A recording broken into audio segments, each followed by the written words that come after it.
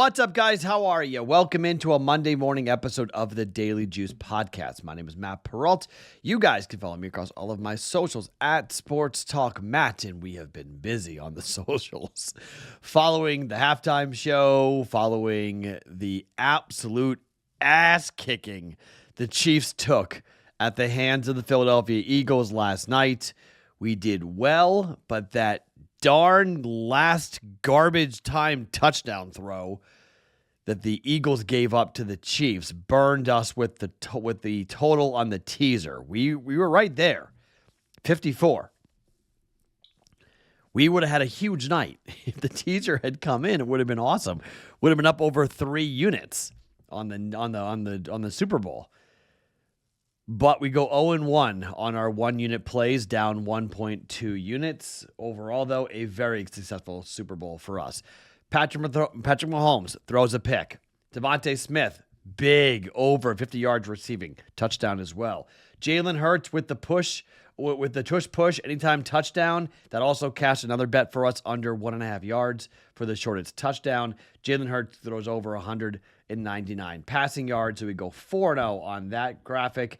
This, we go 0-1, unfortunately, because we missed on the under, just taking the Chiefs or the Eagles plus 1.5 points would have been a better bet to go ahead with that, but I got cute and teased it, and so I lost.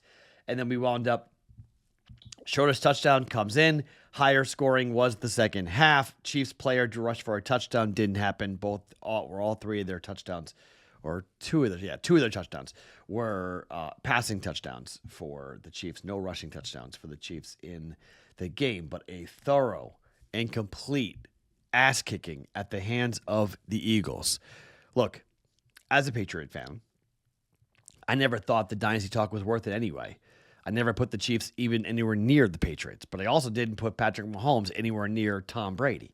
If you guys remember, Terrell Furman and I had a real big conversation, which on Tuesday, if we do the live stream, I'm not sure we're doing it because of the fact that everybody from BettingPros is coming to Vegas, so I don't know, but I will in person be able to see Terrell and be able to say, do you still think Mahomes is better than Brady? Because Tom Brady never looked like that. Tom Brady never got picked off like that in a Super Bowl. Tom Brady never got embarrassed like that. Offensive line or no offensive line. That was humiliating on every level. He's now 3-2 in Super Bowls. He's 0-2 against Tom Brady. He's 0-1 against Tom Brady when it comes to Tom Brady in the Super Bowl. But really he's 0-2 now because Brady was calling the game. So Brady anywhere near Patrick Mahomes in a Super Bowl is a bad thing. So now he's 0-2 with Brady in the building in the Super Bowl. His points were garbage time points. His stats were all garbage stats. He had one of the worst performances through 3 quarters we have ever seen by any quarterback in the history of the Super Bowl. In the 59 games that we have played, Patrick Mahomes put up one of the worst nights ever. Sorry, man. The GOAT debate is dead. I don't care what Mahomes does from here on out. It is over, done, dusted. Tom Brady was before and still is the greatest quarterback of all time with 7 championships, 2 separate teams, 10 Super Bowls. As I said before, Mahomes was nowhere near Brady even before last night. And now it's just done. Now he has to pass, Joe Montana first. He's not even, even if he wins his 4th, he's 4-2. Montana's 4-0. I would probably put Joe Montana above Patrick Mahomes in terms of all-time great quarterback. So that debate was very premature, but now it's completely over. Congrats to the Eagles. Jalen Hurts, what a story. What a run. The game went poorly for the books. Eagles were a very popular bet. The over was a very popular bet. The public came in and took the Eagles because they were the team that everybody wanted to see win, and they did. They just did it in such impressive fashion, up 24-0 at half. That game never really was in question. The referees in the first drive, they tried their best to derail the Eagles. I have no idea how the hell you call that offensive pass interference. Then they made up the call, which I hate. Get the calls right. Don't do a makeup call, but that wasn't contact or unnecessary roughness on Dallas Goedert. They gave him a 15-yard and a first down. Like, that was ridiculous, but they had to give it back to the Eagles because of what they had done on that first series. But they go down, get the big play down to the 1-yard line. They push it in for a touchdown, and away the route went. Game was never tied again.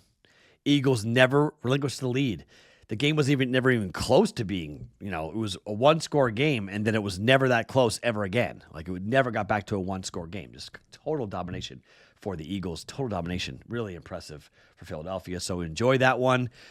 A 6-2 night for us, up 1.05 units on the day, which puts us into let me just double check and make sure, but I'm pretty confident winning week for us that we had last week. Let's see. We got to go through a couple of things. We gave out those bets there and there and yeah.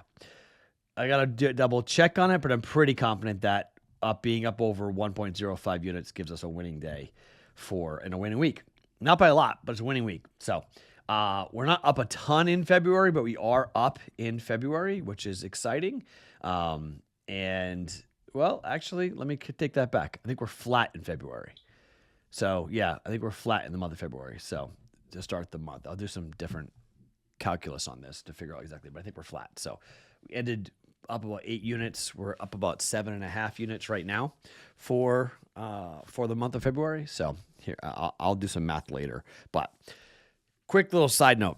As I mentioned, everybody's coming here for Betting Pros Monday through Thursday. So, I don't know when the juice will tape, just FYI. We got a lot of things planned at night. We got a lot of different, I think the content will probably slow down a little bit from what you normally will see from us, just because everyone's going to be here for our company trip. We do it every year.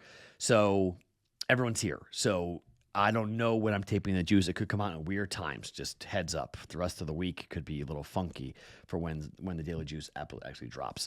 I'm not going to go too heavy today. I only got 2 bets, one in the NBA and one in college basketball, to give you guys sort of a way of taking a breather after the NFL season. I'll look and see what we wound up overall for the NFL, because I don't really know. Because our prop bets, we wound up 6-1 on props, so that we were 16-7, which is tremendous, our record for NFL props. But most of that's in the playoffs. Like, we did really well in the playoffs in props. We wound up, I think, 11-10 on the NFL. So for the playoffs, we're going to wind up flat for the 1-unit plays, but the prop bets are going to put us over to be profitable for basically the postseason for the NFL.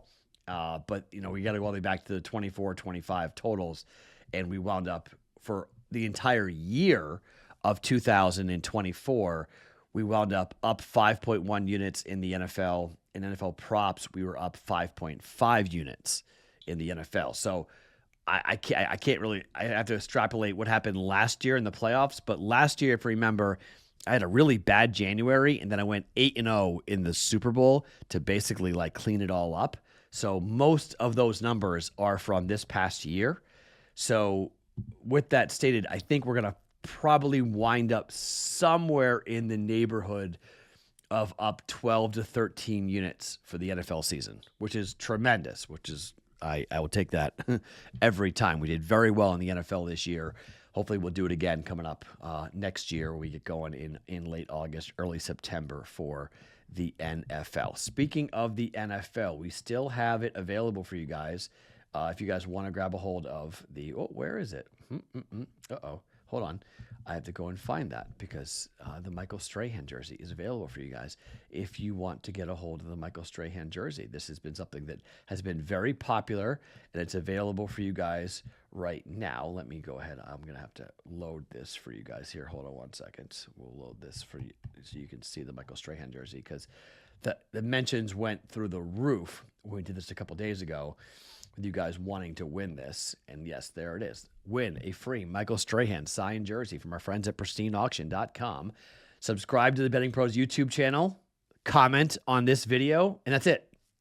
That's all you got to do. And you are entered to win the Michael Strahan signed Giants jersey. We're going to do that coming up at the end of the week. So subscribe to the Betting Pros YouTube channel. You have to prove to us that you're subscribed. Comment on this video, and you are entered to win the signed, autographed Michael Strahan jersey from our friends at pristineauction.com. Very simple and easy. Make sure you turn on the notification so you know when we go live and when we have new content out, when we make the announcement as to who's going to win that signed jersey. All right, 2 bets for us here today. Let's start in the college ranks. North Carolina is on the road at Clemson. This Carolina team is a disaster. They're 2-9-1 ATS in the ACC. They are 7-16-1 ATS on the year, and they've lost their last 4 games against the number. Over the last 10, they're 2-7-1 ATS. Hubert Davis very well might be out and fired. Maybe a run in the ACC tournament. Maybe if they get into the NCAA tournament, which is looking more and more unlikely, they make a run. But Clemson is 14-10 ATS this year. However, they're 9-4 in the ACC. They have covered in 3 of their last 5 games, and they are 7-7 against the number at home. At home against Duke, they just beat them as 6-point dogs. They won by 6. Can they, go back-to-back beating Duke and North Carolina? I think they can. The number went from 6 to 5.5 here on this. And I really do think that we have a chance to see this Clemson team make a lot of noise. And they made noise last March and February, winning some really big games. And this number is 5 now. It went from 6 to 5.5. It's down to 5. The pros are playing North Carolina here. I don't really understand it, to be quite honest, because I don't trust this North Carolina team at all. KenPom has this as a 7-point win for Clemson, 77-70. Number opened at 6. It's being bet. They're betting North Carolina. I disagree. I think it's better to take Clemson here, just given the way they've played. You say, okay, well, they're coming off of a high over beating Duke. They're going to stub their toe. I don't think so. Again, they lost to Georgia Tech in triple overtime back last Tuesday at home. This is their 3rd straight home game. They already have an L. I think this Clemson team rallies. I like this matchup against North Carolina, and I don't like this Carolina team at all. They beat Duke. I think they'll beat Carolina in back-to-back games. Give me Clemson. I'll lay the 5. Clemson -5 for 1.1 units. And then the other bet is Boston at Miami. The Celtics are notorious for going to Miami and really having a tough time with the nightlife and not being ready to play. But guess who is gone? Jimmy Butler's gone. The arch nemesis, the foil, the enemy. He's gone. Miami has already played 1 game without him, and they lost by 16 to the Brooklyn Nets on the road. They lost to Philadelphia in the last game before they traded away. Jimmy Butler lost by 2. We're catching 2. They won by 7. Boston's coming off of a win by 27 points against the Knicks on the road. They housed them. But Boston went win over Cleveland, home loss to Dallas. That was without Luka. Win over the Knicks by 27, and let's just keep this train going. Boston is 7-28-1 straight up after a straight up win. They're covering 20% of the time. That is tied for the worst in the NBA. Phoenix is 5-20-1. They have a 20% win percentage as well. But I mean, Boston hasn't covered these games by an average of 6.6 points, which is unbelievable. That is second worst in the NBA. Only Phoenix at 6.7 is worse. It's not just like Boston loses. They lose dramatically. They are big favorites, and they lose badly, outright in these games here. Miami is not good, okay? But Boston just has a tendency to sit players, and they have a tendency just to kick their heels up and say, we're not playing. We're not really interested in playing. We're not worried about playing. And if we lose, so what? We don't care. It's just a weird thing that they got going on right now. And Boston is a 5.5-point favorite. That number was 6. It's coming down. I'll take it with Miami. Miami at home dog at plus 5.5 for 1.1 units. All right. So plays for Monday: Heat plus 5 and Heat plus 5.5 at home for 1.1 units, and Clemson -5 at home against North Carolina for 1.1 units. Just 2 bets here on a Monday as we'll sort of catch our breath a little bit after the NFL season and get rolling again with some plays, picks, and thoughts coming up a little bit later on in the week. Tuesday will be busy, obviously, with a lot of college basketball. I'll let you know on Monday or on Tuesday morning's podcast if we're doing the live stream with Terrell Furman and I. It might get canceled because of the events happening here in Las Vegas, but if we can do it, we will do it with you guys coming up on Tuesday. My name is Matt Perrault. Follow me across all my socials at Sports Talk Matt every morning. It is the Daily Juice Podcast.